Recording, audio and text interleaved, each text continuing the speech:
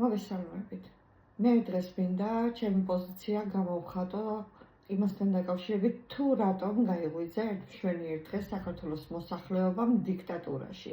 ისეთ დიქტატურაში, როდესაც ქვეყანას მართავს მხოლოდ ერთი პიროვნება, თან ისეთი პიროვნება, რომელსაც არანაირი თანამდებობა არ უკავია და ეს არის ბიძინა ივანიშვილის დიქტატურა. კერძოდ, ეს პიროვნება ნიშნავს საქართველოს პარლამენტის 2/3 უმრავლესობით, ეს პიროვნება ნიშნავს საქართველოს მთავრობას, სახალხო დამცველს, ნიშნავს მოსამართლეებს, საქართველოს საკონსტიტუციო სასამართლოდან დაწყებული საქართველოს უზენაეს სასამართლოს და მიმდინარე მოსამართლეებით დამთავრებული და ნიშნავს სულ ყველას, თუ კი ვინმეს დანიშნა შეუძლია და საამისოდ, რომ მისი ხელისუფლება შენარჩუნებული იქნეს, ამისთვის იყენებს საქართველოს ბიუჯეტს. დღეს მდგომარეობით მთლიანად საქართველო გადასულია იმაზე, რომ საქართველოს სახელმწიფომ დაიცვას მხოლოდ ბიძინა ივანიშვილის ფინანსური ინტერესები და მის ფინანსებს შემატონ ის თანხები, რომელსაც მოხელენის მიერ დანიშნული პირები საქართველოს ბიუჯეტიდან იპარავენ და თუ არა utანენ და არ გაუნაწილებენ მას, ყველამ ძალიან კარგად ვიცით, რომ მოქმედი ის თანამდებობის პირები, რომლებიც ამხილეს კორუფციაში, დღეს მერვე იზოლატორში არიან. მე დავიწყებ ჩემი პოზიციის გამჟღავნებას. ჩემ გადაცემასაც ასე ქვია, ჩემი პოზიცია. თუ თქვენ რომელიმე სხვა პოზიცია გაგაჩნიათ, მე გთხოვთ, რომ აზრის თავისუფლებას და სიტყვის თავისუფლებას ნამდვილად არ ვსხუდავ. თქვენი პოზიცია დააფიქსირეთ კომენტარებში და მე აუცილებლად გავცემ მათ პასუხს. მე კი დავიწყებ ჩემს, ასე ვთქვათ, მიმოხილვას იმ პატარა ისტორიული ექსკურსით, რომელიც აუცილებლად უნდა გადმოვცე, რათა ჩემი სათქმელი ვთქვა და მე დავიწყებ 1992 წლიდან, მაშინ, როდესაც ედუარდ რუსეთმა და ედუარდ შევარდნაძის სახით საქართველოდან გააძევა პირველი კანონიერად არჩეული საქართველოს პრეზიდენტი და ამით საქართველოში დაიწყო ახალი ერა, ეს არის რუსეთის მიერ დანიშნული კადრებით მმართველობა საქართველოში და ამის განსახიერება იყო ედუარდ შევარდნაძე. ედუარდ შევარდნაძე პირველად მმართველობა დაიწყო როგორც სახელმწიფო საბჭოს მეთაურის სტატუსით, როცა მოვიდა ხელისუფლებაში, პირობა დადო ქართველი ხალხის წინაშე, რომ არ გახდებოდა დიქტატორი და აუცილებლად მხოლოდ ორი მმართველობის შემდეგ დატოვებდა თავის თანამდებობას. სახელმწიფო მმართველობის შემდეგ ის გახდა საქართველოს პარლამენტის თავმჯდომარე. საქართველოს ამ პარლამენტმა, როცა ის თავმჯდომარეობდა, დაწერა საქართველოს კონსტიტუცია. ეს კონსტიტუცია 3-4 წლით განმავლობაში იწერებოდა 92 წლიდან 95 წლის ჩათვლით, საკმაოდ ნორმალური კონსტიტუცია იყო, მაგრამ 95 წლამდე თვითონვე დაიწყო თავის კონსტიტუციაში ცვლილებების შეტანა. და როდესაც მოიწადინა მესამე ვადით დარჩევა და იმ ახალი კონსტიტუციით ხელისუფლებაში დარჩენილიყო როგორც პრეზიდენტი, ესე იგი კენჭეიყარა როგორც პრეზიდენტს და აქ საპატიო მიზეზად მოიყვანა ის, რომ 92 წელს ის მხოლოდ დროებითი სახელმწიფო საბჭოს მეთაური იყო და მისი მიერ ადრე ნათქვამი ორი მოსვლით მმართველობის პერიოდი შემოიფარგლებოდა არა იმ პერიოდით, როდესაც ის დროებითი საბჭოს მეთაური იყო, არამედ იმ საქართველოს პარლამენტის თავმჯდომარეობით და 95 წელს კენჭეიყარა როგორც საქართველოს პრეზიდენტმა. აქ მინდა პატარა ექსკურსი გავაკეთო იმაზე, რომ კონსტიტუციის მიღების დღეს 2095 წლის 24 აგვისტოს მოხდა აფეთქება იმისათვის, რომ საქართველოს მართლად დარჩენილიყო ედუარდ შევარდნაძე, ეს არის ასე ვთქვათ გერეუს პატარა სცენარი, როდესაც სახელმწიფოს პირველ პირს ან არჩევნებში მონაწილე პირს, რომელიც აპირებს საქართველოს პრეზიდენტად მოსვლას და ასე შემდეგ, ან რომელიმე ქვეყნის პოსტსაბჭოთა სივრცეზე მქონდა ლაპარაკი, რომ მოეწყოთ ეგრეთ წოდებული აფეთქება, რომ არა ეს აფეთქება 95 წლის 24 აგვისტოს ყველას გახსოვთ შევარდნაძის წინააღმდეგ მოწყობილი ტერაქტი. ამ საქმეში მივიღებდი მონაწილეობას და ჩემი დაცვითი სიტყვაც სწორედ ასე დამთავრდა, რომ არა ეს აფეთქება, ედუარდ შევარდნაძე ვერ გახდებოდა პრეზიდენტი, თქო. და საინტერესო ის არის, რომ 98 წელს, როდესაც მეორე საპრეზიდენტო არჩევნებში კიდევ იღებდა ედუარდ შევარდნაძე მონაწილეობას, ზუსტად იგივე აფეთქებას ჰქონდა ადგილი. ნუ მე გავაგზავნე პატარა ჩემს ექსკურს, ისტორიულ ექსკურს, სწორედ ედუარდ შევარდნაძემ დაიწყო თავისი კონსტიტუციაში ცვლილებების შეტანა და იმისათვის, როცა მისი მმართველობა თავდებოდა 2002 წლის მდგომარეობით, მან საქართველოს საარჩევნო კოდექსში შეიტანა ცვლილებები, რომ მაჟორიტარი კანდიდატი შეიძლება ყოფილიყო როგორც პროპორციული სისტემით დაყენებული კანდიდატი კონკრეტულ ოლქში, ასევე შეიძლებოდა დამოუკიდებელი კანდიდატიც 3 წლის მდგომარეობით, რადგან ისევ ედუარდ შევარდნაძეს უნდა ხელისუფლებაში დარჩენა, მან გადაწყვიტა, რომ პარტია დაეფინანსებინა სახელმწიფო ბიუჯეტიდან.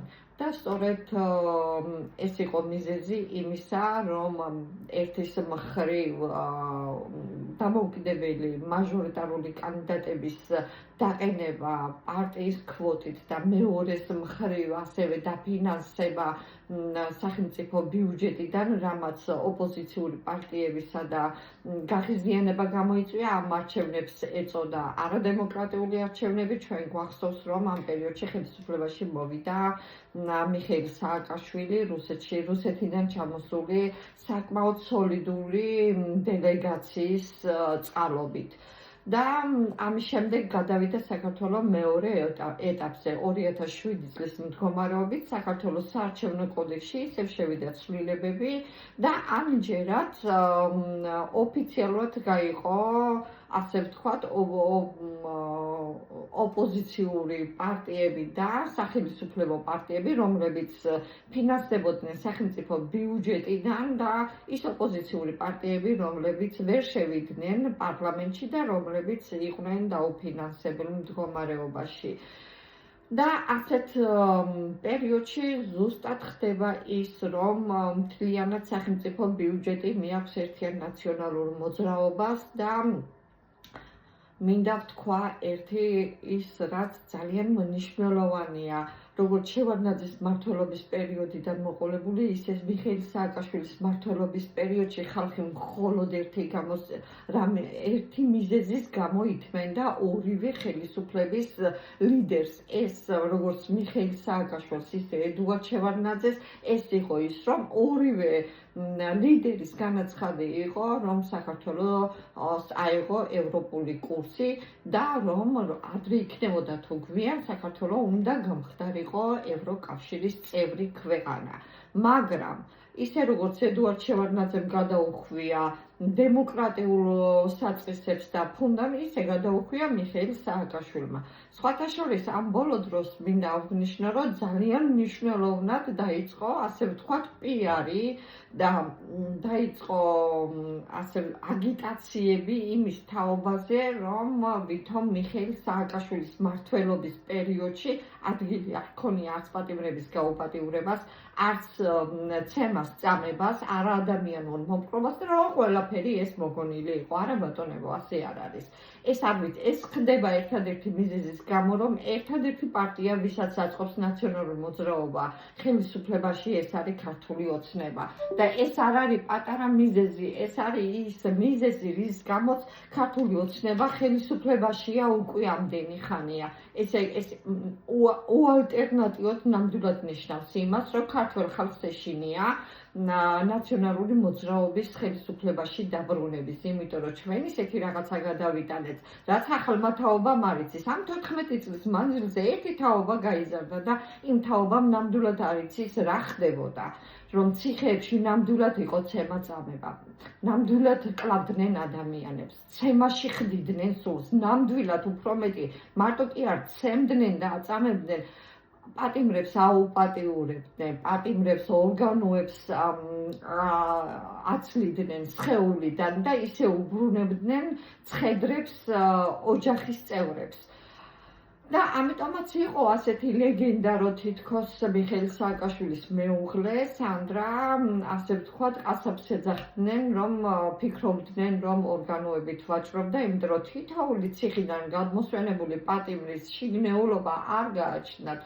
ეს შიგნეულობა ამოცლილი იყო და არავის არ შეეძლო არც ექსპერტიზის დასკვნით ამით დაედგინა რა მოხდა და რითი დაიღუპა ესა თუ ის პატიმარი. ფაქტი ერთია, უდავოა, რომ ჩვენ გამოვიარეთ კოშმარული პერიოდი, თქვენ წარმოადგენაც არ აიღთ რა გამოვიარეთ. ყველა ოჯახში რეკავდნენ, თუ კი 20 ზედმეტი ქონება გააჩნდათ, იბარებდნენ ნოტარიუსთან და თავიანთ ქონებას აფორმებინებდნენ სახელმწიფოზე და მე ამაზე ცალკე მექნება გადაცემა თუ როგორ წართვეს რიყეზე მესაკუთრეებს ის ისტორიული ძეგლები და როგორ დადგეს ორი ტრუბა, რომელიც დღეს ნაციონალურ მოძრაობას მიაჩნია ისტორიულ კუთვნილებად.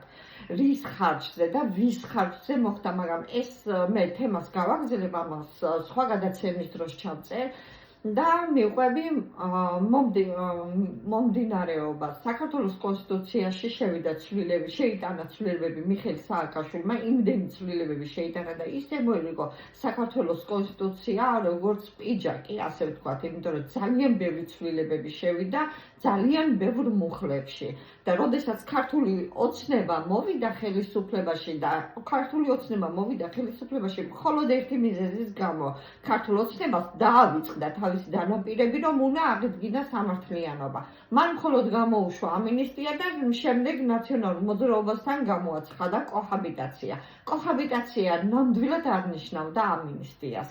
და დღემდე ეს პირები, რომლებიც ნაციონალურ მოძრაობას აფინანსებდნენ, დღეს ქართული მოძრაობა, ქართული ოცნების პარტიას აფინანსებენ. ესე იგი, ამ პიროვნებებმა, ამ ბიზნესმენებმა ერთი ჯიბიდან გადაინაცვლეს მეორე ჯიბში და მიზეზი ამისა იყო ის, რომ რეალურად ქვეყანაში გაუქმდა თავისუფალი არჩევნების ყველაზე დემოკრატიული ფორმა და ეს იყო მაჟორიტარული არჩევნები მაშინ, როდესაც სააკაშვილმა შეიტანა ცვლილებები საქართველოს კონსტიტუციაში და თითქმის ყველა საქართველოს ოლქში დააყენა ერთიანი ნაციონალური მოძრაობის პროპორციული პარტიული წევრი მაჟორიტარულ კანდიდატურად.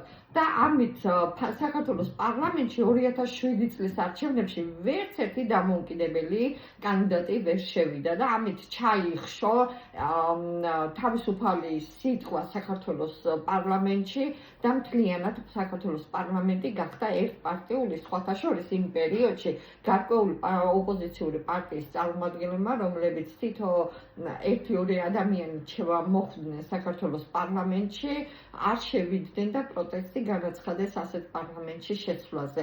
ზუსტად ის პერიოდი იყო ეს, როდესაც მიხეილ სააკაშვილის შინაგან საქმეთა სამინისტრო და ხალხს ქუჩაშიც ხოცავდა, მე ციხეებზე აღარ მაქვს პაპალაკში, ხალხს ხოცავდნენ ქუჩებში, ხალხს უვარდებოდნენ სახლში და კლავდნენ. ბალიშს აფარებდნენ და ტყვიას ახლებდნენ და დღეს რო გამოდიან კონკრეტული წარმომადგენლები და ამბობენ იმას, რომ იცი რა კრიმინალს მიქონდა ყველაფერი და ქუჩაში ვერ გამოვდიოთ, მაშინ სასამართლო რა თუნდა და თითოეულ მოსამართლესაც სააკაშვილი ნიშნავდა. რა აუცილებლობა განაპირობებდა იმას, რომ ხალხს ქუჩებში ხოცავდნენ. არაფერი ამით არ აიხსნება. არც ის, რომ კრიმინალი იყო და კრიმინალს ებრძოდა სააკაშვილი და არც ის, რომ ქუჩაში, ამიტომ რადგან კრიმინალი იყო, ეს იყო საპატიო მიზეზი, რომ ქუჩაში დაეხოცათ ხალხი. არ იყო ეს სიტუაცია. არც ციხეში არ იყო ეს სიტუაცია, სადაც პატიმრებს დასაჯდომიც არ ქონდათ. ზედმეტი იყო ლაპარაკი, რომ იქ ვინმეს მოესვენა და დაეძინა 8 საათის განმავლობაში. პატიმრები ფეხზე იდგნენ. არც ერთი სასჯელი არ არსებობს იმისა, რითაც ადამიანს ძილი და მოსვენება ეკრძალება გინა ციხეში და გინა გარეთ. რა დანაშაულიც არ უნდა ქონოდა ჩადენილი. მე აღარ ვამბობ იმაზე, რომ მართლა აშიშვლებდნენ, მართლა ცემდნენ და ცემდნენ ისე, რომ ჯანმრთელობა ქონდათ შერყეული და ისე გამოდიოდნენ.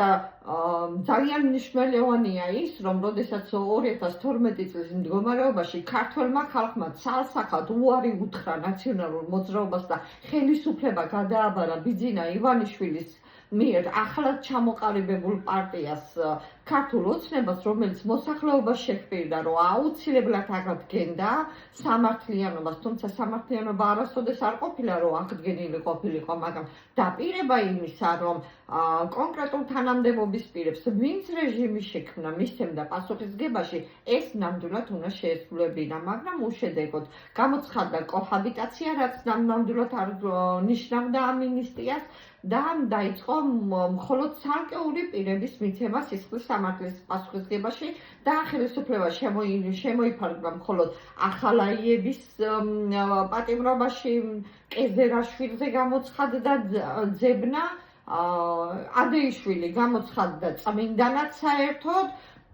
რაც შეეხება სააკაშვილზე გამოცხადდა ძებნა და რომ არა მისი ძალადობრივი შემოჭრა საქართველოში, ესე იგი ძალით ჩააბარა თავისი თავი, თორე რეალურად საქართველოს აპირებდა, რომ გადმოეცათ დაკავებული სააკაშვილი, მაგრამ ოცნებამ უარი განაცხადა.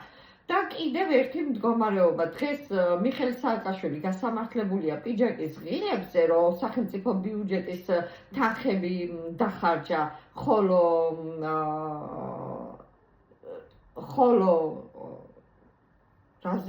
რას ედავებიან ახალაიას, ტელეფონზე ლაპარაკს, ხო? ეს უსუსური ბრალდებებია და მე არ ვიცი რეალურად სააკაშვილს ქართული ოცნება რო არ უნდა სამართლებდეს არც პიჯაკების ღილებზე და არც ის ცალსახაა, იმიტომ რომ თვითონ ქართული ოცნება ჩამოყალიბდა როგორც დიქტატორი ხელისუფლება. დღეს მდგომარეობით ვფიქრობ ორივე პარტიის წევრები, რომლებმაც შექმნეს დიქტატურა საქართველოში და ეს არის ერთიანი ნაციონალური მოძრაობა და ეს არის ქართული ოცნება, რომელიც პორტირებული ერთიანი ნაციონალური მოძრაობით არის დღეს დაკომპლექტებული და ყოფილი ნაციონალური მოძრაობის წევრები დღეს ამ წევრებს გამყიდველებად მიიჩნევენ, რომ და ვის ქართველმა ხალხმა უბრალოდ როგორ უნდა მოახდინოს აი ამ წევრების გადარჩევა, რომელია ნაციონალურ მოძრაობაში კარგი და რომელი ცუდი არ მესმის. ყველა ერთიანად მოყოლებული ხელს უწყობდა დიქტატორული მმართველობის შენარჩუნებას და დღესაც ესია. დღეს მდგომარეობით გვაქვს უსასტიკესი დიქტატურა და ეს არის იმიტომ, რომ როდესაც ბიძინა ივანიშვილს ჩაუვარდა ხელში ეს საარჩევნო კოდექსი და ეს კონსტიტუცია, უკვე მზა ფორმით მოვიდა დიქტატურა. იქ არაფერი დიდი ძალიან შესაძლებელი არ იყო, რეალურად საქართველოს კონსტიტუციის ბოლოში იმდენი ცვლილებები იყო განხორციელებული, რომ კიდევ უფრო რომ მოიწადინა ბიძინა ივანიშვილმა რომ გაემყარებინა თავისი დიქტატურა, აღარ გამოდიოდა და ადგენდა 2017 წელს თავიდან ბოლომდე გადაწერეს კონსტიტუცია და მთელი ის დანართი, რაც მოსდევდა კონსტიტუციას ცვლილებების სახით, წაიშალა, ასე ვთქვათ და მიეწერა მხოლოდ ორი ცვლილება, ეს არის 2017 წლის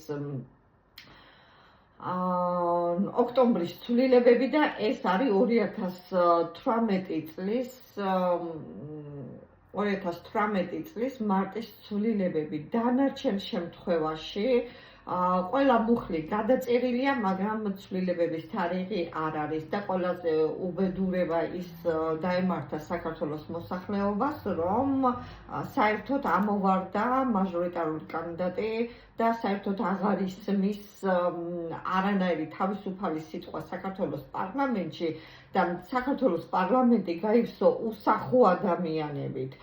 ისეთი საშინელი ადამიანებით, რომლებსაც საქართველოს მოსახლეობა ვერასოდეს ვერ წარმოიდგენდა, როგორ შეიძლება საქართველოს პარლამენტი აი ესეთი უსახო ადამიანებით ყოფილიყო, როდესმე დაკომპლექტებული, არავინ არაფერს არ წარმოადგენს, წერა-კითხვაც არ იციან. კაი, თავი დავანებოთ მაშინ, როდესაც ედუარდ შევარდნაძის მესამე მოწვევის პარლამენტი მოვიდა ხელისუფლებაში, იმასაც ბიზნესმენები ყავდა და იმასაც ყავდა ესეთი სიმახინჯეები, მაგრამ წერა-კითხვა მაინც იცოდნენ.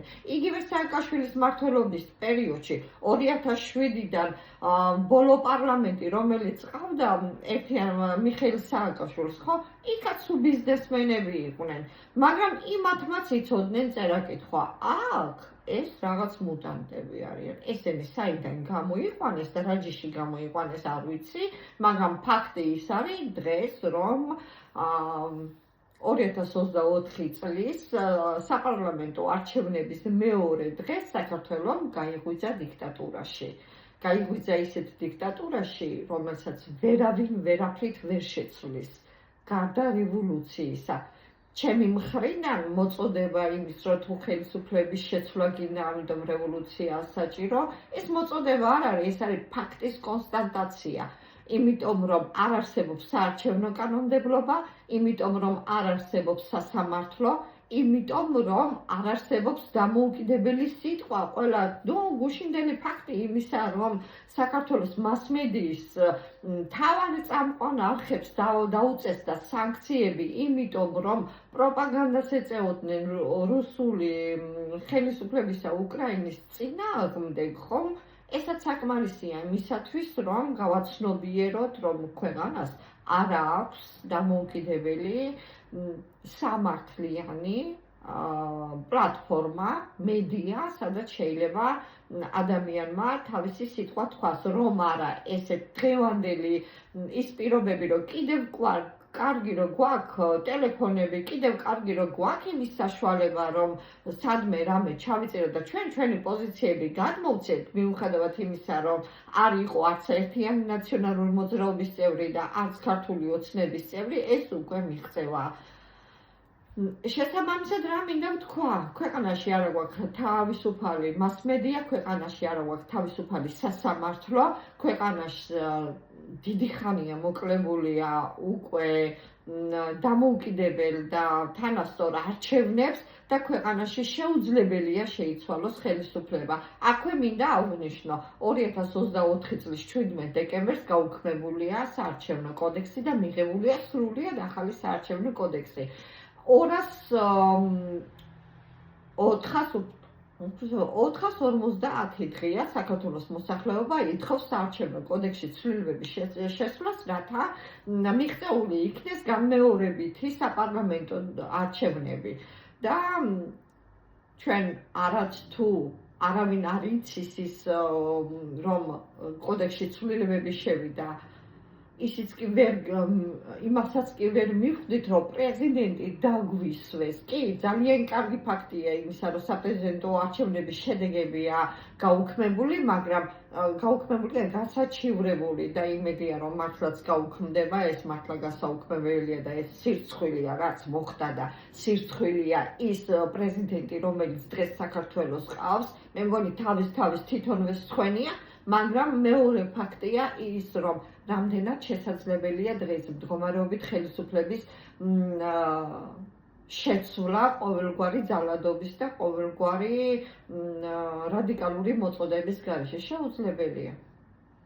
ამით მე ძალიან გამიგრძელდა სიტყვა და მინდა დაგემშვიდობეთ ამ ეტაპზე, მომავალში ვისაუბრებთ იმ ასე ვთქვათ ძალიან რთულ თემებზე, თუ როგორ ართმევდნენ საკუთრებებს, როგორ აპატიმრებდნენ ადამიანებს წინა ხელისუფლების პერიოდში და დღეს როგორ ფლობენ აი ამ ქონებას ბიძინა ივანიშვილის ხელქვეითი თანამდებობის პირები. ასე ვთქვათ, დავიწყოთ ლუსტრაცია თითოეული თანამდებობის პირების, რომლებიც დღევანდელ დიქტატორულ ხელისუფლებას ემსახურებიან. დიდი მადლობა მომავალ შეხვედრამდე და წარმატებებს გისურვებთ თქვენს სრულიად საქართველოს.